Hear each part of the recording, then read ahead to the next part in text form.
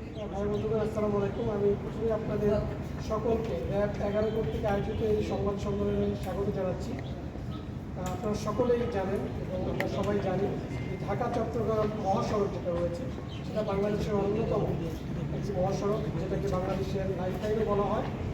এবং প্রায়শই আমরা এই মহাসড়কে বিভিন্নভাবে অপ্রীতিকর ঘটনার নিউজ আমরা দেখে থাকি। বিশেষ করে ডাকাতি এবং ছিনতাইয়ের মতো যে ঘটনাগুলো ঘটে থাকে এই মহাসড়কে, সেটা আমরা বিভিন্ন সময় অবজার্ভ করেছি এবং আপনাদের বিভিন্ন ইলেকট্রনিক এবং প্রিন্ট মিডিয়ার মাধ্যমেও সেটা বিভিন্ন সময় আপনারা প্রচার করেছেন। সে লক্ষ্যেই আমরা আইনশৃঙ্খলা বাহিনীর সদস্যরা বিভিন্ন অর্গানাইজেশন, এর মধ্যে বাংলাদেশ পুলিশ, র্যাব এবং সেনাবাহিনীও কাজ করে যাচ্ছে।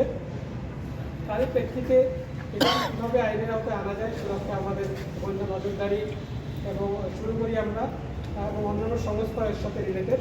সে প্রেক্ষিতে গতকাল আমরা একটি র্যাব এবং পুলিশের একটি যৌথ অভিযান আমরা গতকাল রাতে নারায়ণগঞ্জ জেলার সোনারগাঁ থানার পাঁচকান্দি এলাকায় একটা অভিযান পরিচালনা করি, যেখান থেকে আমরা 6 জন এই বিভিন্ন সময়ের যে ডাকাতির সাথে সংশ্লিষ্ট একটা গ্রুপকে আমরা ক্লিয়ার করতে সক্ষম হই।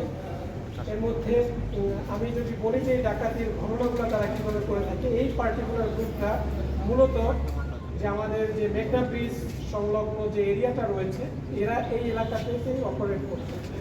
এদের অপারেশনের ধরন ছিল, এরা যখন রাস্তায় মহাসড়কে যখন জ্যাম সৃষ্টি হতো সেই জ্যামকে তারা কাজে লাগাতো এবং সামটাইমস এরা নিজেরাও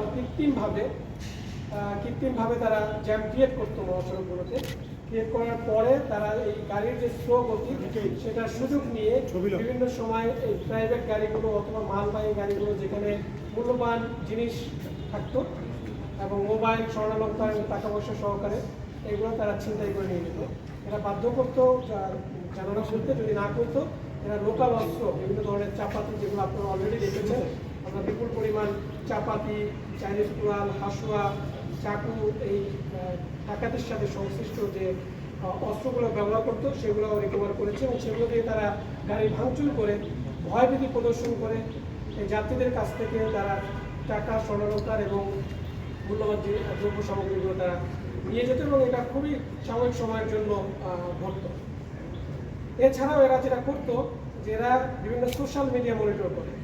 সোশ্যাল মিডিয়া মনিটরিংয়ের মাধ্যমে বিশেষ করে যারা বিদেশ ফেরত যারা যাত্রী থাকে কখন যাচ্ছে এটা দেখতো এবং ভিআইপি কোনো লোকজনের যাদের বুঝতো যে এদের কাছ থেকে মূল্যবান জিনিসগুলো পাওয়া যাবে তাদেরকে তারা মনিটর করতো এবং সে লক্ষ্যে তারা টার্গেট করে এই জায়গাগুলোতে জ্যাম ক্রিয়েট করে তারা এই ডাকাতির ঘটনাগুলো ঘটাতে।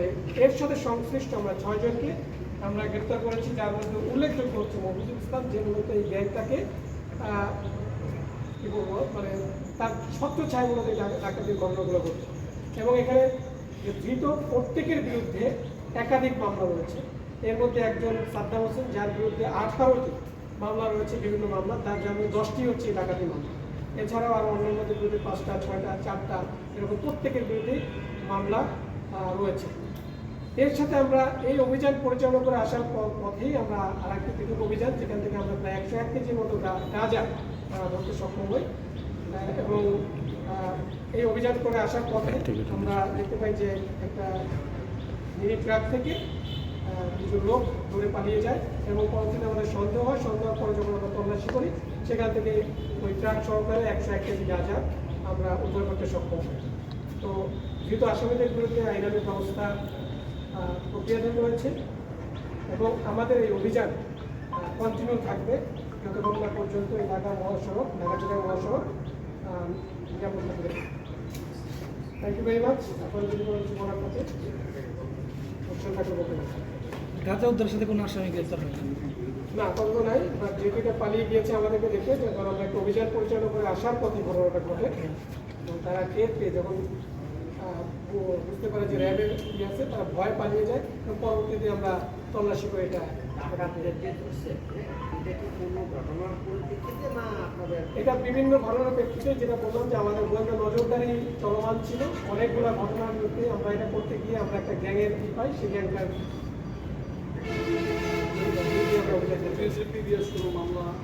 প্রত্যেকের বিরুদ্ধে মামলা আছে, ইভেন এখন রানিং মামলা চলমান আছে। একজনের মধ্যে হত্যা মামলা আছে, 18টা মামলা রয়েছে, একজনের 5টা মামলা রয়েছে, এরকম প্রত্যেকের নামে একাধিক মামলা রয়েছে। Thank you. কি হবে?